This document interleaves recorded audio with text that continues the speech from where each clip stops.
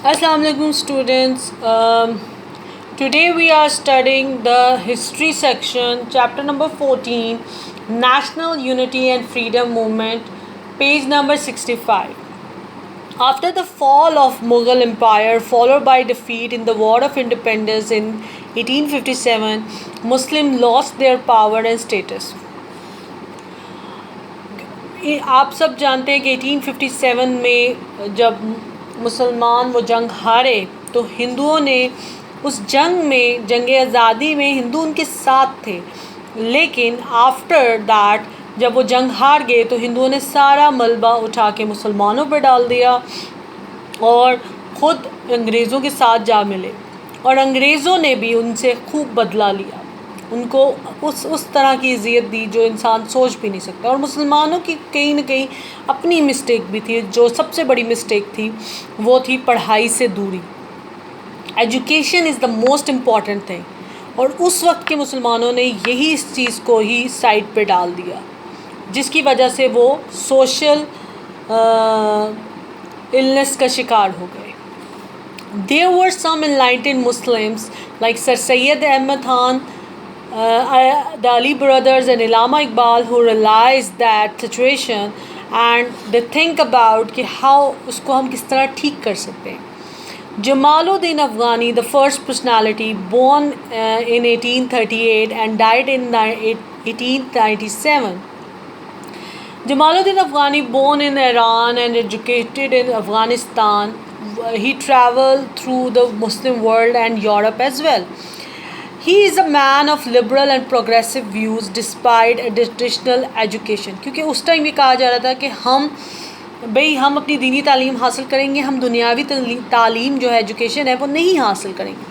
But جمال الدین افغانی نے یہ کہا کہ نو، ہمیں دینی تعلیم تو ہمارے لیے امپورٹنٹ ہے ہی ہے، لیکن اس دنیا میں سروائیو کرنے کے لیے ہمیں دنیاوی تعلیم بھی حاصل کرنی چاہیے، ہمیں سائنس اور ٹیکنالوجی کے بارے میں سوچنا چاہیے، ہمیں وہ ماڈرن ورلڈ کو ڈسکور کرنا چاہیے۔ تو ان کے جو ویوز تھے وہ پروگریسو تھے، اور انہوں نے کہتے تھے کہ ہمیں آگے بڑھنا چاہیے۔ جمال الدین Afghani also believed in pan-Islamism, uniting the all Muslim into single community, the Ummah۔ انہوں نے کہا کہ وہ پین اسلامزم کے اس میں تھے، وہ کہتے تھے فرقہ واریت کچھ نہیں ہے، اٹس جسٹ دیٹ کہ تمام مسلمان ایک امہ ہیں، ایک نیشن ہے۔ He was strongly in favour of اجتہاد in Muslim thought and in the interpretation of Islamic views, اور انہیں پارلیمنٹ جو گورنمنٹ تھی وہ پسند تھی، وہ کنگس اور رولز کے خلاف تھے، ان کے رولز کے خلاف تھے۔ وہ کہہ رہے تھے یہ کوئی نہیں، پارلیمنٹ سسٹم جہاں پہ تمام لوگوں کو حق ہو کہ وہ اپنی رائے دے سکے۔ اجتہاد is to the solve by reasoning a problem from which is no example found in قرآن اور سنہ۔ اجتہاد از ویری امپورٹنٹ تھنگ۔ جب کوئی ایگزامپل، کوئی ایسا پرابلم آ جائے جس کی ایگزامپل آپ کو قرآن پاک اور سنت میں نہ ملے، تو پھر جو آپ کے جید العالم ہیں، یعنی جو بڑے اسلامک اسکالر ہیں، ان کے ساتھ مل کر بیٹھ کر اس بات پہ کوئی رائے قائم کر سکے، اس کو اجتہاد کہا جاتا ہے۔ سو ایکچولی اس ٹائم کے اکارڈنگلی ان کے آئیڈیاز بہت ریولوشنریز تھے، اور جو ہمارے کٹر مسلم لوگ تھے وہ کہتے تھے نہیں یہ ٹھیک نہیں ہے، لیکن وہ یہ کہہ رہے تھے کہ دنیاوی تعلیم بھی حاصل کرنا ہمارے لیے ضروری ہے، ورنہ ہم سوشل النس کا یا سوشل الونیس کا شکار ہو جائیں گے۔ محمد عبدہ، پھر ایک اور پرسنالٹی آئے۔ Actually Muhammad Abduh born in 1849 and died in 905۔ Muhammad Abduh actually student تھے ان کے جمال الدین افغانی کے۔ محمد عبدہ کے بھی آئیڈیاز ویسے ہی تھے جیسے ان کے تھے۔ He was an Egyptian scholar who was strongly influenced by Jamal al-Din Afghani, who he had met during his stay in Paris as a student. Abduh believed that while the Quran was immutable in its law, the social aspects of Muslim life needed to be reviewed. This call be described as ijtihad.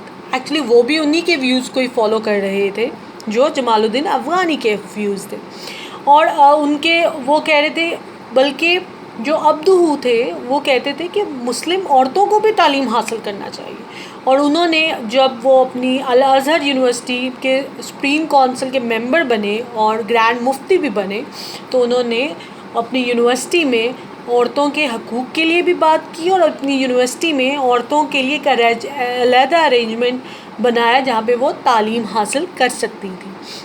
اور محمد عبدہو بہت popular تھے young students میں۔ عبدہو diet in Egypt ان 1905، یعنی ان دو لوگوں سے، جو ایک افغانستان میں تھا ایک ایجپٹ میں تھا، لیکن کس طرح ان دو لوگوں کے ویوز سب کانٹیننٹ کے لوگوں تک آئے۔ دین مولانا محمد علی جوہر۔ مولانا محمد علی جوہر نے پاکستان کے اس کے لیے بہت ورک کیا، انہوں نے سب کانٹیننٹ کے مسلمس کے لیے بہت ورک کیا۔ مولانا محمد علی جوہر ایک جرنلسٹ تھے اور رائٹر تھے۔ ورلڈ وار 1 سے پہلے انہوں نے اپنا ایک میگزین سٹارٹ کیا کامریڈ، اس میں انہوں نے مسلمانوں کو پولیٹیکلی جگانے کی کوشش کی کہ ان کی کیا پولیٹیکل رائٹس ہیں۔ 1915 میں he published an article which said the Turks were right to fight the British، کیونکہ ورلڈ وار 1 میں یورپ اور ٹرکس کے درمیان ٹرک کے درمیان فائٹ تھی، تو انہوں نے ٹرکی کی سائڈ لی کہ ان کو حق ہے کہ وہ فائٹ کر لیں۔ اس وجہ سے ویسے اس آرٹیکل سے کوئی فرق نہیں پڑتا تھا، ہر انسان کو حق ہے اپنی رائے دینے کا، لیکن برٹشرز نے اسے اپنے خلاف سمجھا اور انہیں اریسٹ کر لیا۔ مولانا جوہر واز ریلیزڈ ان 1919، اور ان 1919 میں جب ان کو ریلیز کیا گیا تو وہ باہر آ کے انہوں نے ایک اور میگزین اسٹارٹ کیا، ہمدرد۔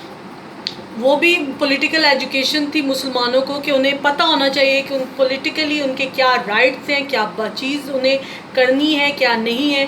اور انہوں نے خلافت موومنٹ جو ہے وہ ساؤتھ ایشیا کے لوگوں نے سٹارٹ کی، اور علی برادرز یعنی مولانا محمد علی جوہر اور مولانا محمد علی شوکت نے اس موومنٹ کو آگے لے کے گئے۔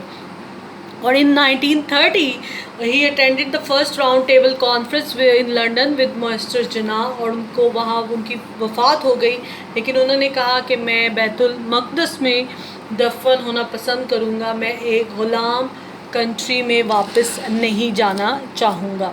سو خلافت موومنٹ جو سٹارٹ ہوئی تھی وہ 1919 سے 1924 میں لانچ ہوئی، لیکن جب آٹومن امپائر ٹرکی میں جو بہت پرانی آٹومن امپائر تھی مسلمانوں کی، جب وہ فنش ہوئی، خلافت عثمانیہ ٹوٹ گئی، تو پھر یہ خلافت موومنٹ بھی ختم ہو گئی۔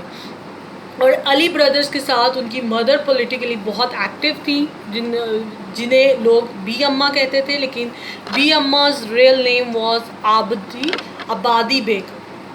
ٹھیک ہے، اوکے ٹرن۔ علامہ اقبال۔ علامہ اقبال کے بارے میں کیا کہوں، سب لوگ علامہ اقبال کے بارے میں جانتے ہیں۔ علامہ Iqbal was the person who dreamed about Pakistan, اور انہوں نے مسلمانوں کو یہ ریلائز کروایا کہ وہ ان کے لیے سب ایشیا میں رہنے کے لیے، ساؤتھ ایشیا میں رہنے کے لیے ایک سیپریٹ اسٹیٹ ہونا کتنا امپورٹنٹ ہے۔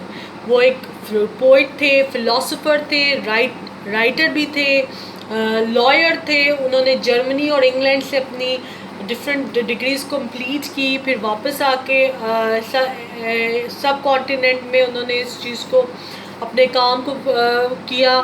پھر اس کے بعد پرشین لینگویج میں ان کی شاعری انہوں نے کی، جو موسٹلی مسلم ورلڈ میں کافی پاپولر ہے، اور ان کی شاعری پڑھنے کے لیے بھی بہت سوجھ بوجھ رکھنی ہوتی ہے۔ علامہ اقبال نے 1927 میں جو ہے وہ مسلم لیگ جوائن کی، اور ان کی ڈیتھ 1938 میں ہوئی، اور تب تک وہ قائد اعظم کے ساتھ کنیکٹڈ رہے اور ان کو ایڈوائز کرتے رہے ڈفرینٹ ایشوز پہ۔ Allama Iqbal died in Lahore and is buried in near to Badshahi mosque احدہ میں وہ دفن ہیں۔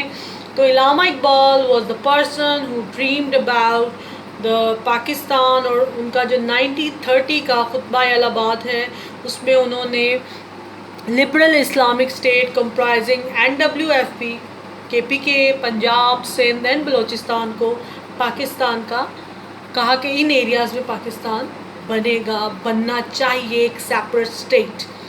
Chaudhry Rahmat Ali, a young person in 1933, together with 3 other students at Cambridge University, England, he created the name for a possible Muslim state comprising Pakistan, Punjab, Afghania, Kashmir, Indus, Sindh and Balochistan.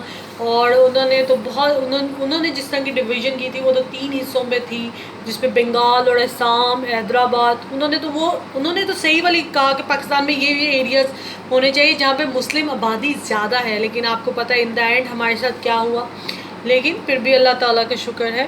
Chaudhry Rahmat Ali suggested the name of Pakistan. انہوں نے پاکستان کا نام جو ہے وہ suggest کیا تھا. چودھری رحمت علی died in England in February 1957. These were the heroes of Muslim world. اس ٹائم میں انہوں نے مسلمانوں کو جگایا جب مسلمان سو رہے تھے پولیٹیکلی اینڈ ایجوکیشنلی. ان لوگوں نے ریئلائز کرایا کہ آپ کو پولیٹیکلی بھی اسٹرانگ ہونا ہے اور ایجوکیشنلی بھی اسٹرانگ ہونا ہے. Now come to the fill in the blanks.